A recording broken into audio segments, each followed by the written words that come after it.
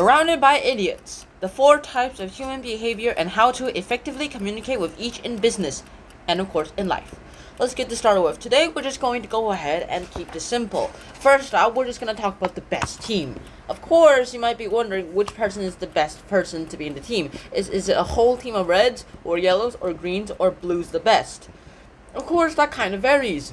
And you might say that all of them are actually better at a team if at least one of each personality type was there too, and they were pure personality types too.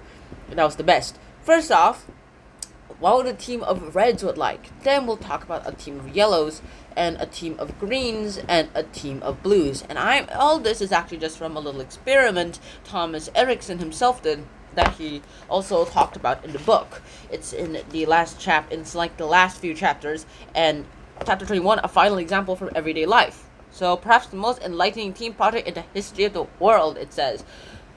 Alright, first off, Thomas Erikson went ahead and grouped them up according to stereotypes, according to their own human behaviors. First off, he grouped people who were most likely reds, then yellows, and then greens, and of course blues. And with that, he gave them the task at hand, and they figured out pretty much on their own. He, of course, gave them a set of instructions, which they, of course, had to follow, and he gave them 1 hour to do the task. And so it began. Now, first off, in 30 minutes, he went ahead and visited the red team, and this is what the red team were doing. So they went ahead, and were doing something, sure enough. They were doing something, and they were pretty great at doing things, too. They were pretty fast, and when the red guys were all at halftime of the hour that was given, and Thomas himself came in and said, "Hey, how is everyone doing?" And they're all like, "Peachy, everything's almost done here." And he's all like, "All right, great. I'll see the results afterwards." With that, he just went ahead, and Erikson went ahead into the next room, leaving the reds to be. Sure, they've done something. He's not sure if they did the right things though. Alright, on to the next group, the yellows. The yellows, of course. For the yellows themselves, they had a pretty interesting line of groups. Now, first off, you have to understand that they have the greatest vibe in the room of all time. And with that vibe, they were able to communicate with each other. However, mostly they were doing at halftime was that they were discussing everything. While the reds were like mad at hell with each other, these reds were like doing nothing, and all of them had smiles in here. Yay! Smiles. And the yellows were jogging at the space at the whiteboard, and another told Thomas Erikson himself a pretty good anecdote, and they were like, "Hey, so yeah, I have this little kind of thing," and they talk. There was a lot of people who were doing things too. Well, there were 5 people though, and then there was one who was just doodling on a piece of paper.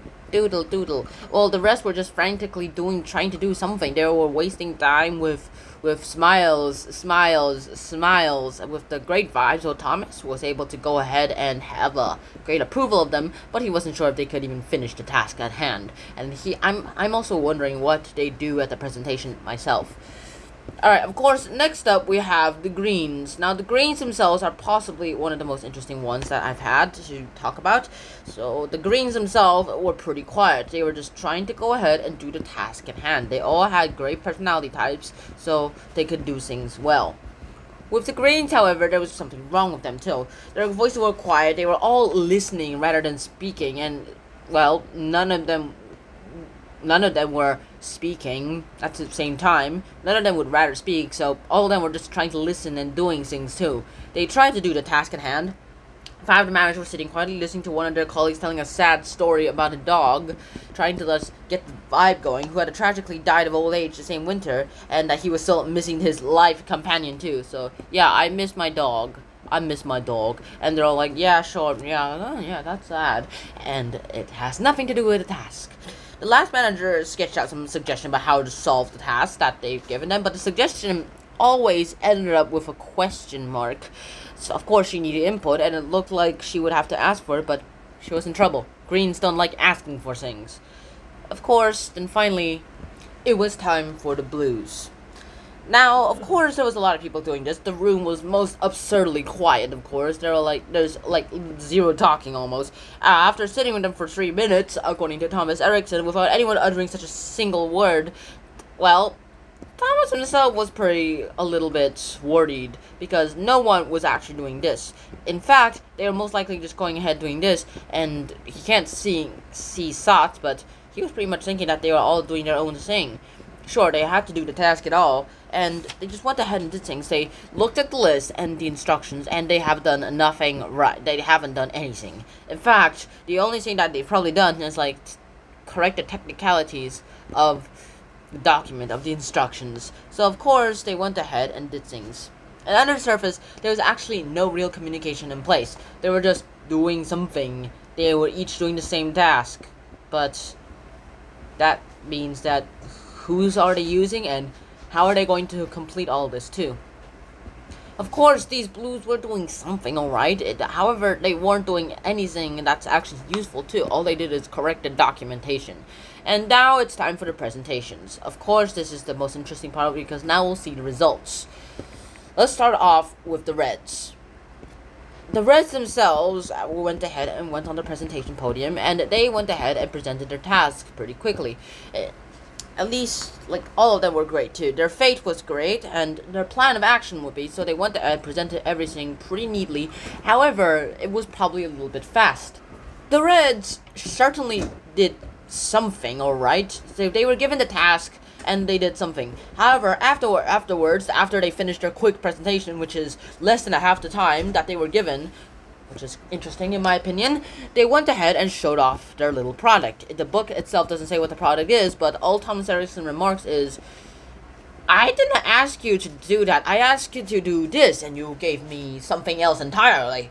How long did it take you to finish it? 30 minutes, sir. You were given an hour. Why didn't you use all of it? Because we could finish it in 30 minutes, sir. You didn't even do what I asked for you to do. You guys did something else entirely. The Reds, though, they went ahead, were offended by this, and of course started attacking Thomas Erikson. With words, of course. Not with words, not with hands, of course. Next up were the Yellows. Now, the Yellows themselves are also pretty intriguing and interesting in their own right.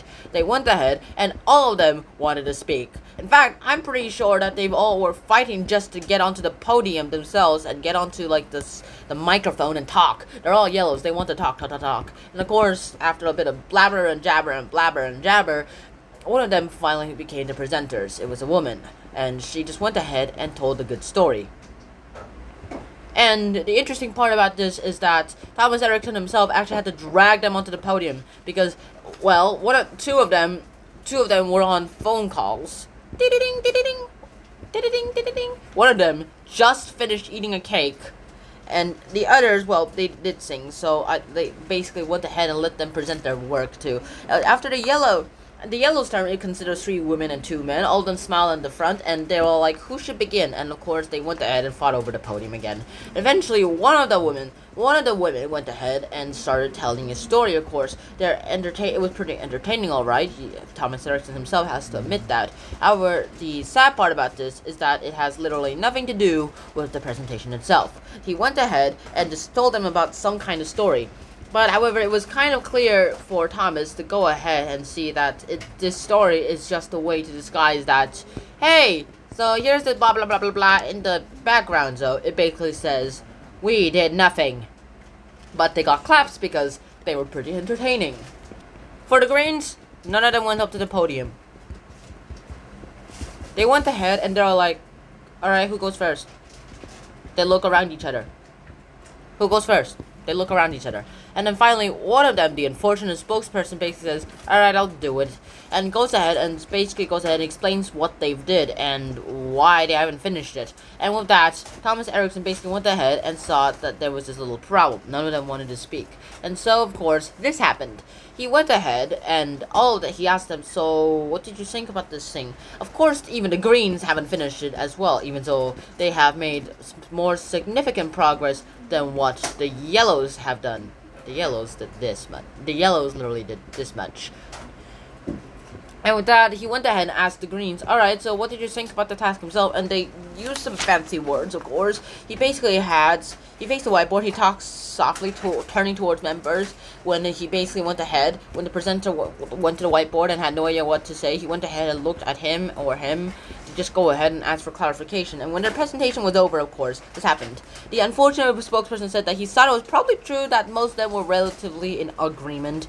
And yeah, of course, they were pretty broad because they don't want to offend anyone, and the specifics will probably offend some people. You can't please everyone, but broads, well, everyone will interpret it in their own way.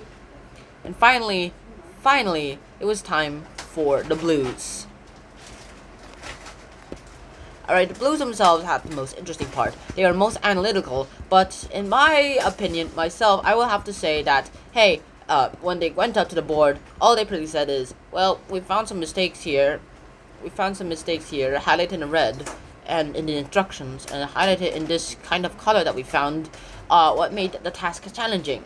And then Thomas asked, so did you actually do it? And they were like, no, we didn't finish it. Did you even start?